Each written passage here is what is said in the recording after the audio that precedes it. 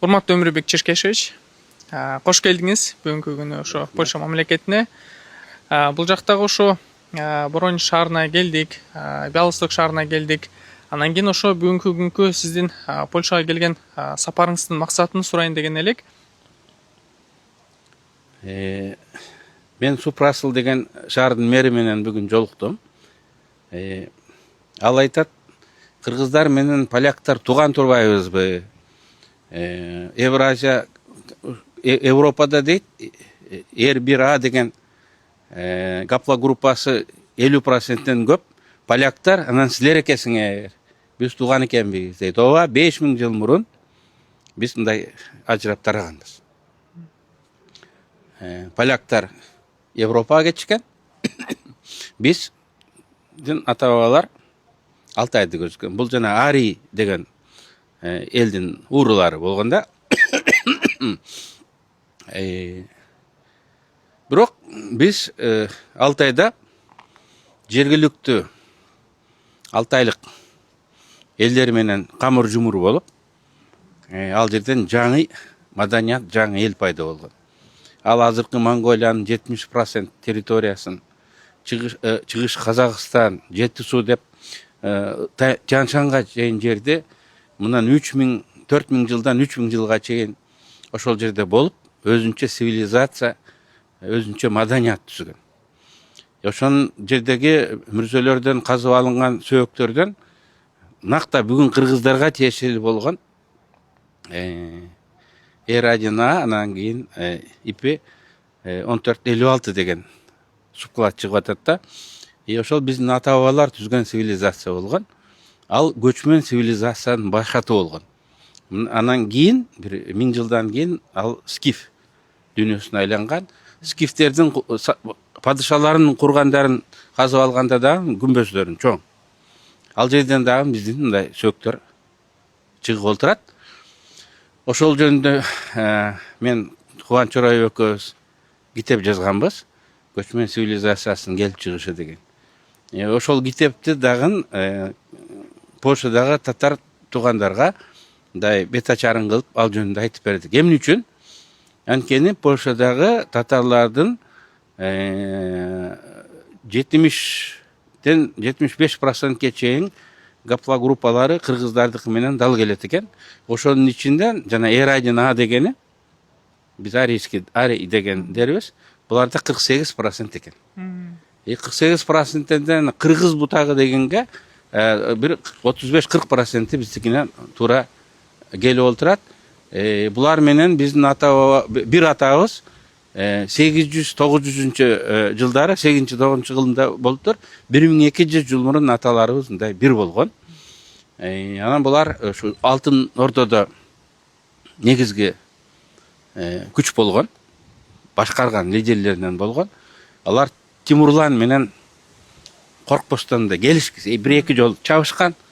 Анан акыр утулуп калып, анан ал кезде Литва князьдыгынын падышасынын чакырыгы менен ошол жерге келип туруп калыптыр. Алардын бир бөлүгү азыр Белоруссияда, Литвада, анан чыгыш Польшада. Алар жөн келип чыгып калбастан, жөн келип эле жашап калбастан поляктарды коргоптур. 10-жылы Польшанын ошол кездеги президенти Гданск деген шаарга татарларга арнап эстелик койду дагы ошол жерде айтып атат. 600 жыл силер бизди коргоп келдиңер. Каныңарды төктүңөр. Эркин көз каранды эмес, Польша мамлекетинин пайдабалын түптөдүңөр деп айтып атат. Алар келгенде ошол кездеги князь, улуу князь, буларга шляхта деп коет. Шляхта деген дворянин, аксөөк. Бардык татарларга мындай, силер дворянсыңар деп, аларга мындай статус берген. Алар налог төлөгөн эмес, артыкчылыктары болгон, бийлик шайлаганга, хан көтөргөнгө мындай барып катышканда, мына ошондой элитасы болгон. Ошонун бир бөлүгү бүгүнкү кыргыздар менен аталаш тууган болуп чыгып келип атат. Мен буларга айттым. Бизде ушундай салт бар, тууган издейт, тууган кууйт кыргыздар. Мына 1200 жыл мурун атабыз ажырашкан экен, ал эми 600 жыл мурун силер Европага келип калган экенсиңер. Ошо артыңардан мен издеп официалдуу издеп келип отурам. Жөн эле издеп келбестен жанагындай эмне деп коет, туулгандыгы жөнүндө күбөлүк дегендей, мен жана китепти мына алып келдим, мына күбөлүк, биз силер менен тууган экенбиз деп буларга мындай айтып кетип атам. Дин эми азыр бир 6 000 10 000дей адам калыптыр.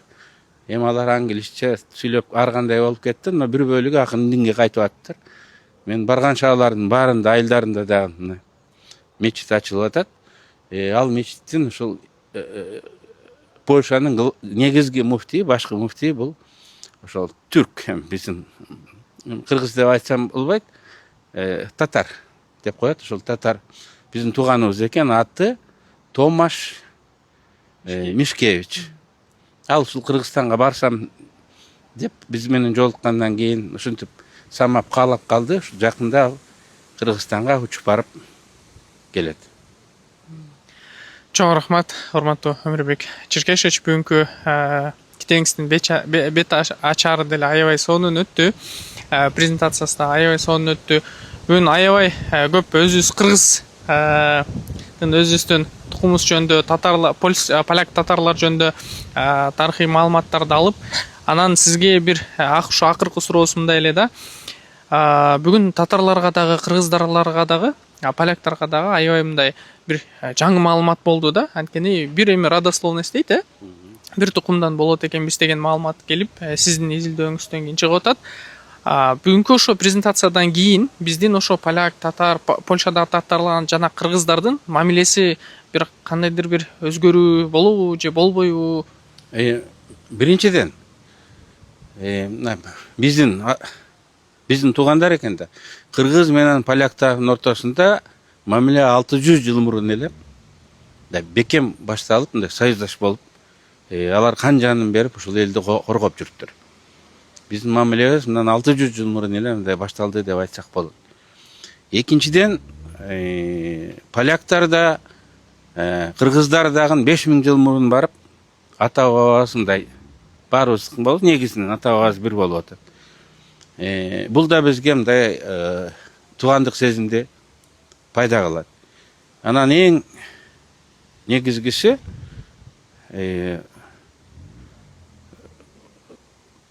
татарлар убагында Польшанын элитасы болгон экен. Булардын тарыхын аныктаганга чоң роль ойногон экен. Бүгүн дагы алар аз болсо дагы коомдук турмушта мындай активдүү катышып келип атыптыр. Бул байланыш менин оюмча эки элдин ортосундагы достукту, кызматташтыкты бекемдей турган фактор. Биз муну мындай күчөтүп колдошубуз керек. Чоң рахмат. Бүгүнкү күн аябай бизге көп мындай пайдалуу маалымат келди деп эсептейбиз. Буюрса эми бул биринчи гана томдун башталышы экен. Буюрса дагы экинчи, үчүнчү томду да күтөбүз. Жаңы изилдөөлөрүңүздү да күтөбүз. Эми жаңы маалыматтар да келсе аябай сүйүнөбүз. Польшага келгениңизге аябай чоң ыраазыбыз. Буюрса дагы келип турасыз деген ишеничтебиз. Чоң рахмат сиздерге. Рахмат, силерге да ийгилик. Рахмат.